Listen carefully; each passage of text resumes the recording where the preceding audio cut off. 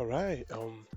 Thank you for watching this videos. My name is Boris. I'm a government contracting consultant. I work with small businesses, medium-sized businesses, large businesses to help them win government contracts. I'm on Upwork at Fiverr as a consultant. I'm a top-rated talent on Upwork. I've worked with many clients to help them secure government contracting. I write proposals for them. I write capability statements. I develop strategies to help them secure government contracts. So I'm credited to talk about this topic. In this video, we're going to specifically talk about 10 steps you can use in order to win your first government contract. So this is really for newbies. This is not really a videos for people who have been winning government contracts already. This is more for the newbies that are trying to get into the doors, or people just interested into the topic that would like to learn more about government contracting. So there are a few things that you need to know or that you would like to know before getting further. So I'm going to give you those 10 steps or tips that can help you in order to win your first contract. So the first one that you want to first understand is what's government contract.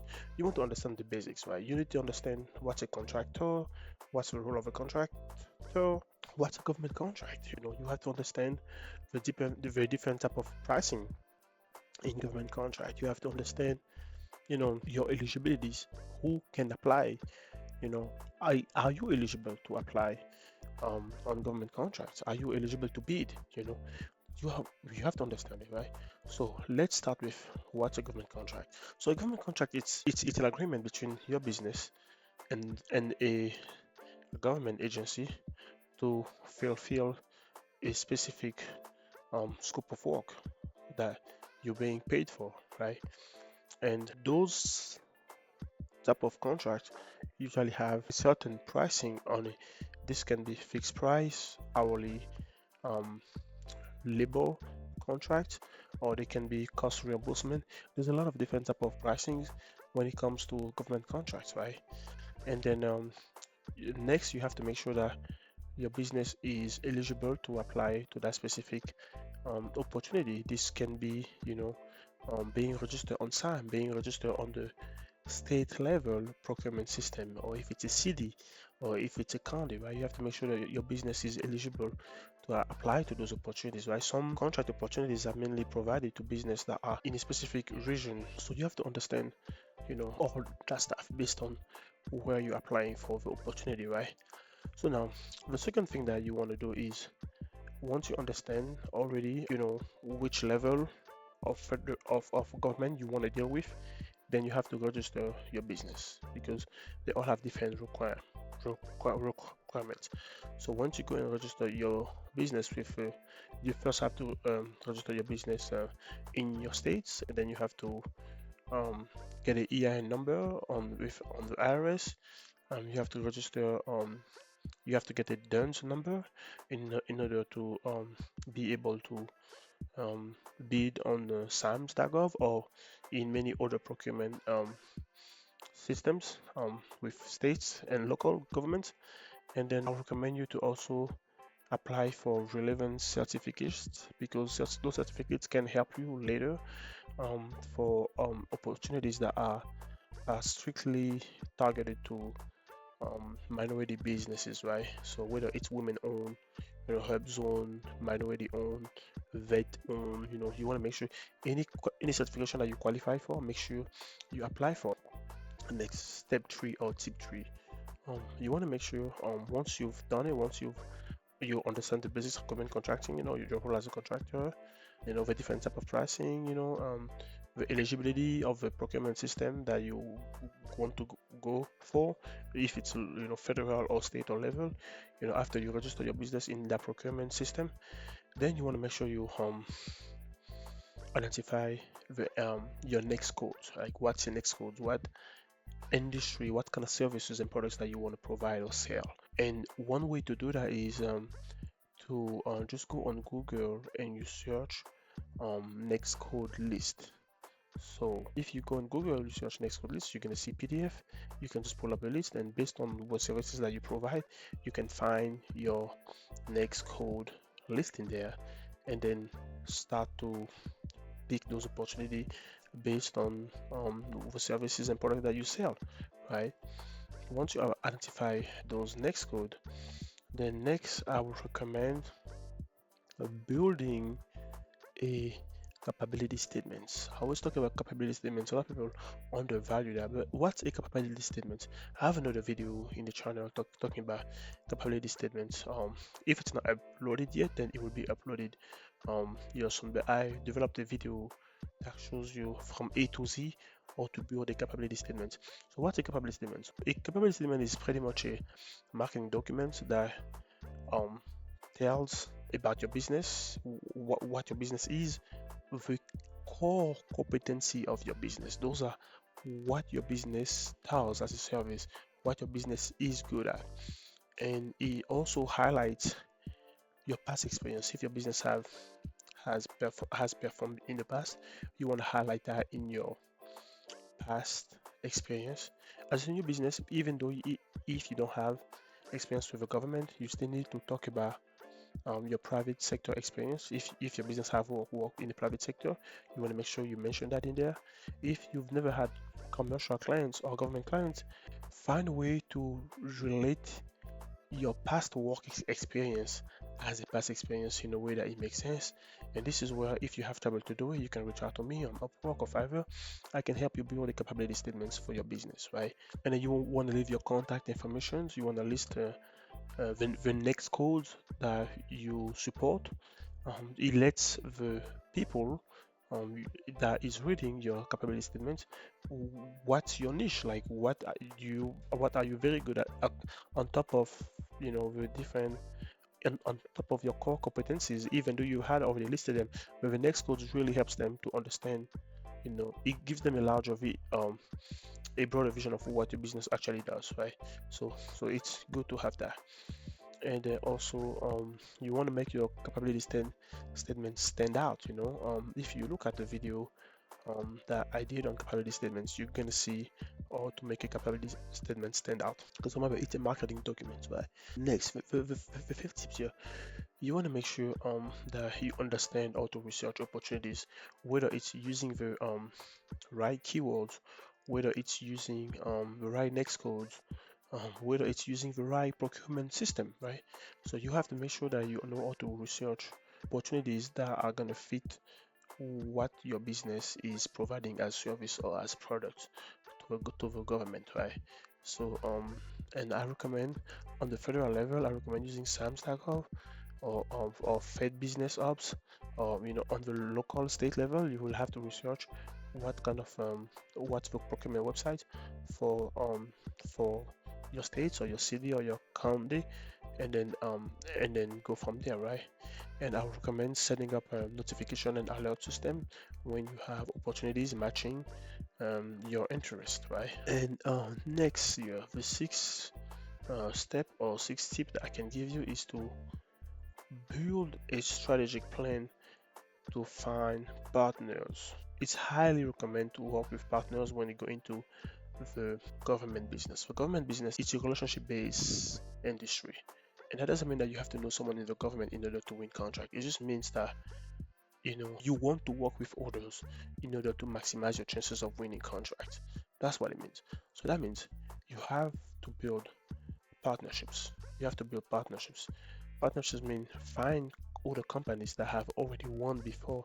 And I have another video where I show you how to find prime contractors that you want to work with, right? Prime contractors that have actually won contracts that you want to partner with, right? So you want to make sure that you you build that relationship, within the industry that you want to work in, that you want to serve the government for, right? And the seventh tip here I want to share here is to networking events and any industry events here. I know this is it sounds cliche, because a lot of people say, a lot of people recommend it, but it is really true. It is really true. It works. When you go to those government contracts events, you have the opportunity to see and talk to other um, vendors that are already selling to the government like you. And then you also have opportunity to talk to the procurement officers, the agencies. You get to discuss exactly what issues they have, what challenges they're trying to resolve, or what challenges are coming next, or what are the best practices.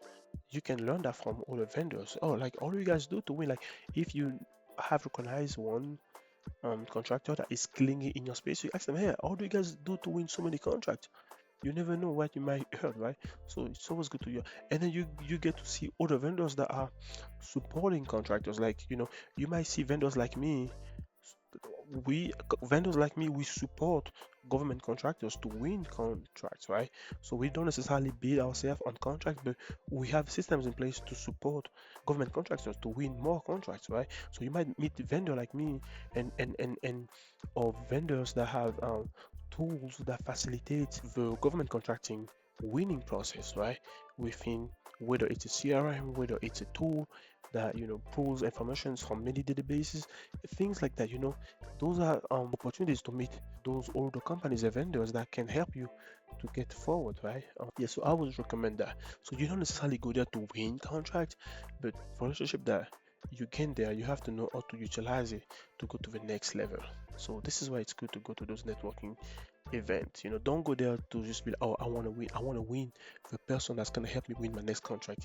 Don't think of that way. Think of that way as a pipelines, to help you get to your next level. And getting to the next level, that doesn't necessarily mean winning the next contract. Whether it's learning a new tool, or finding a new partner that you eventually going to win together, that's already a win, right?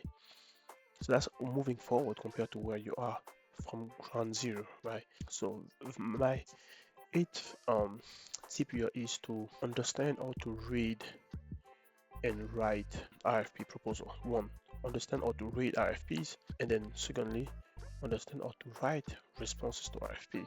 In order to know how to read RFPs, I'm not gonna lie, RFPs can be a pain and a headache to read, especially if you're not used to reading them. The first few times, it's gonna be very intimidating. A lot of people give up because of that, because it's like, oh, those documents are so long. It's just too many information. It's all over. I have read RFPs that are 500 pages. It's ridiculous. It's so much, but you have to read it. This is what's gonna make the difference between the person who wins and the person who doesn't. Because the person who wins it, he read the whole thing, so he had the opportunity to like go and dig in, and make sure that he pulls everything that in from the RFP to understand it, right? So that's one thing. You have to make sure to know how to read RFP, and the best way to know how to read RFP, keep reading them, keep reading them, keep reading them. You're gonna develop systems, you're going to develop patterns, and then eventually you're going to get it. Now, as a consultant, I also teach people how to read RFPs. If you have trouble to read RFPs, don't understand an RFP, you can reach out to me. We can find a way to help you understand RFPs, but I'll be doing case study once in a while, just so that we have content out there to help people understand it. But again, if you need something more personalized, make sure you reach out to me. That's fine as well. And then how to write RFPs as well. Writing proposals is very important. In government contracting, writing comprehensive technical proposals, it's crucial. You have to know how to do it, or you have to have someone in your team that knows how to do it. Very, very important. So, ninth tip here is um,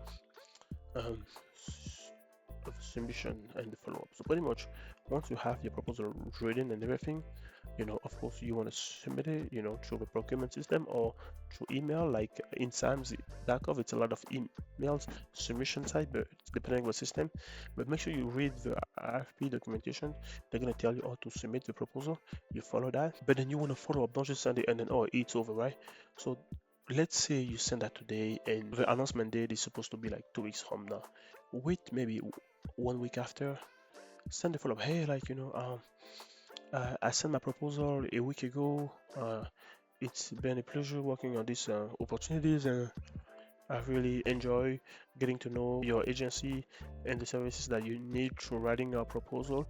And I just, let's say you just ask very simple questions, right? I just wanted to clarify something about this, right?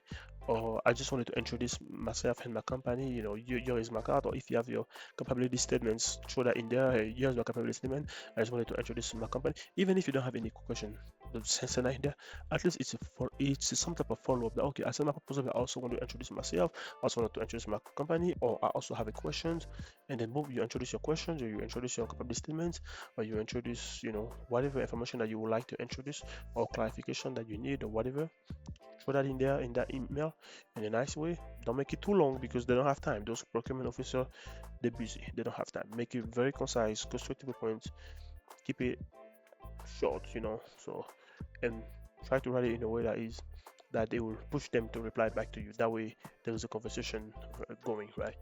But they won't always respond. That's just the truth, right? They won't always respond, but if they respond, good, right? So, okay, 10 steps is just really assuming that you've won the opportunity. You just want to make sure that you stay professional, you perform well on the job, and then you provide the maximum value possible and do that well, because you want to be able to build a strong reputation for future opportunities. Because if you perform well, there are certain opportunities that are within or below a threshold that that agency doesn't have to publish. You might get a call for that, or email, hey, we also have this, do you mind just adding that onto a contract that we already have, or whatever. I know it because I worked in DoD. I used to work for one of the biggest defense contractor in the country. I saw some opportunities like that coming in. Oh, by the way, I know you guys are already working on that. Do you guys just mind adding it to the contract? And then, of course, I mean, I was not in charge of that, but I was part of the person doing the work. So I was working a lot with the project managers and stuff. So they're like, oh, we also got this by the way, and the project, and I was like, hey, but this is outside of scope. They're like, oh no, they wanted us to also add it, so we just kind of modify the contract. So we're gonna do that too. I was like, okay, so like stuff like that, right? And then I also have contract clients that have also gone through stuff like that, right? Where oh, they got something extra just because it was a smaller amount, but then compared to the main contract, but it was something that kind of went together. So it was not even posted. It just kind of went into the same contract, right? So like a contract modification type. So that happens. That happens too. So that's why you want to build that strong reputation while performing, right? So yeah. So those are 10 tips that I can provide you when it comes to government contract and how to get started. And those are actionable tips that you can directly take action on. I hope you find this video very helpful. I appreciate if you can follow, subscribe, share, whatever you can do. Thank you.